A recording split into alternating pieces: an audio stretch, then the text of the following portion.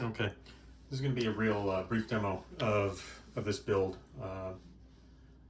STLs are going to be on printables once I put them up there. GitHub has the code responsible for driving this entire thing.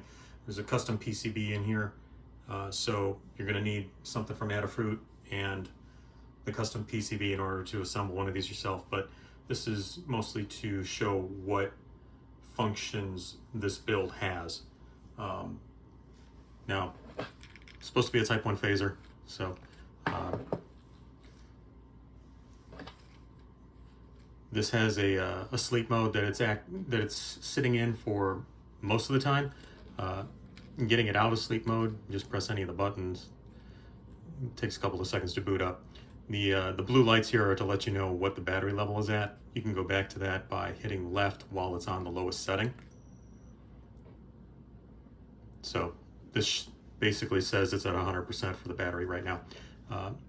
The pink LED right now is meant to show something less than minimum or less than stun.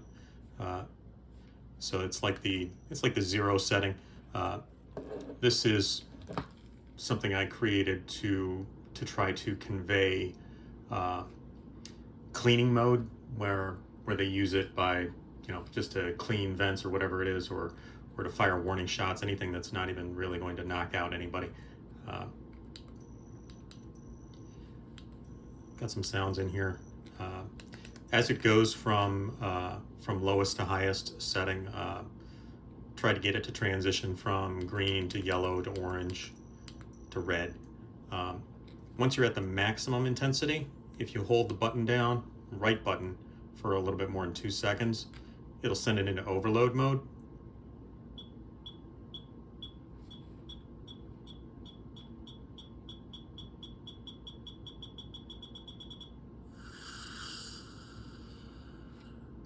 Then after the explosion, it goes back to sleep. Wake it back up. One of the other things that bothers me about most of the other phasers that I've seen professionally made, made by various companies, is that the beam you can't keep firing it for as long as you want. So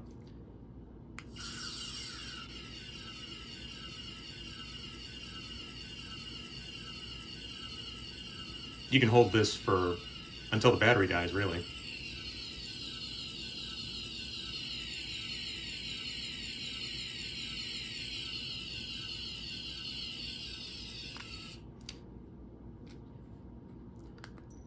Now there is a laser pointer in here in the tip. You'll notice that the tip here that I've printed out, this part is as clear as I could try to get it to be. Try to put all the print all the clear pieces out in some kind of transparent material, and then try to finish them with a top coat of gel nail polish, just to try to fill in the cracks and make it a little bit more transparent. It does seem to work a little bit well. It works okay. Obviously, it could look better. At some point, maybe I'll have the clear pieces printed out with transparent resin by some 3D printer service online. The pattern of the beam itself is going to be a little bit off in this particular build because I didn't take into account the way that the laser pointer is lined up. So I don't know if you can see this here, but there's a distinct, like, get the lights off. There's a distinct, like, vertical pattern, and I had meant for this to be horizontal. So if you do assemble one of these yourself, try to check to make sure that before you solder the laser pointer onto the custom electronics board, that you know what direction to tilt it, or before you do the soldering, so that when it's in the case and and attached that it's going to have a horizontal beam. Next time I build one of these, I'm going to try to make sure that I keep that in mind so that I've got a horizontal beam coming out instead of this vertical one. Beyond that, got a whole settings menu. There's a couple of other things that I had wanted to implement. So you hold both buttons down for 2 seconds, it'll send you to a settings menu. First thing here is you can cycle through the settings that you can change. Each of these is its own group of options. Farthest left is remodulation for Borg adaptation. So you change the setting by hitting the trigger button. You can see the light changing there a little bit. This is going to make it so that when you do fire, it'll start flickering that this alternate color instead of just flickering to black. One of my other things with this build is that I wanted to make the beam look as lively as possible, and the easiest way to try to do that was, rather than have a just solid LED, it makes it look a little bit more interesting when you've got these lights flickering every once in a while to make it look like it's alive. So that's a remodulation setting.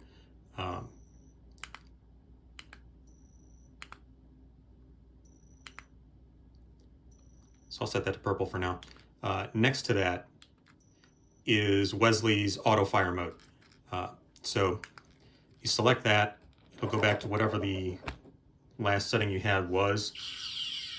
It'll flash for a little bit to give you a warning, and it'll let you know that it's doing this. I think it holds for about 3 seconds and then waits 3 seconds and then it alternates. You can disable this by pressing any of the buttons afterward. If you go back into the settings mode, most of the other stuff on here is not that important. It's like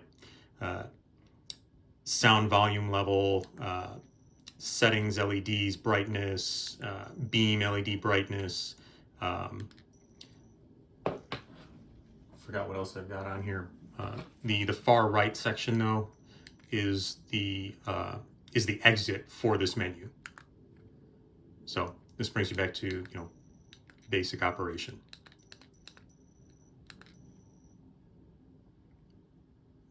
Looks like the battery might be going down a little bit, even though it's while it's being used here. I've got a 250 mAh battery in here. This lasts about a day and a half-ish if you leave the thing sitting on sleep mode, which works well enough for me.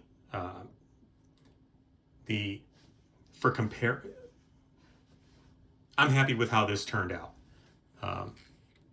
I mean, I'll clean a couple of things up when I build the next one, but I'm very happy with the transparent TPU that I've got in here for the tip and for the vents here and the settings window. I'm very happy with the rest of the filament in here. I like the colors that were used on this. For reference, in case you want to get a sense of how large it is, because I know that my hand is not necessarily going to be the most reasonable point to gauge it on. The 4x4 Lego brick there. Other size comparisons, you've got, well, I've got the factory entertainment version of the Type 1, which is a little bit smaller. Granted, these model files that I have assembled, these STLs, they're 7% larger than the original creator of them had made them out to be, so that I could fit the electronics that are inside a lot easier. Basic assembly is put together all the parts for the shell, put the buttons in, and then just slide the electronics board into the top of the emitter. So it's, you know, once you've got everything soldered onto the prop maker board and the custom electronics board, you just slide everything in there, and then it slots down there, and you've got, you know, the button aligned up for the triggers and whatever.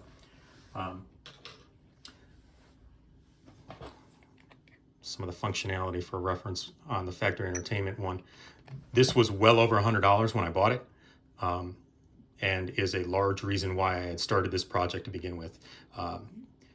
Biggest reason this is $100 is because you've got a all metal shell here, which has a line in the middle for where the seams come together.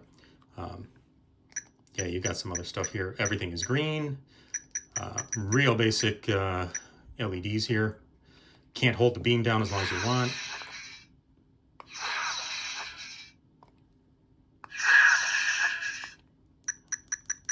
There is an auto fire mode. Overload mode is not.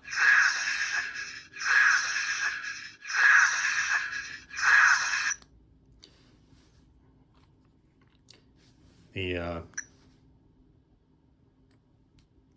think this is the overload mode.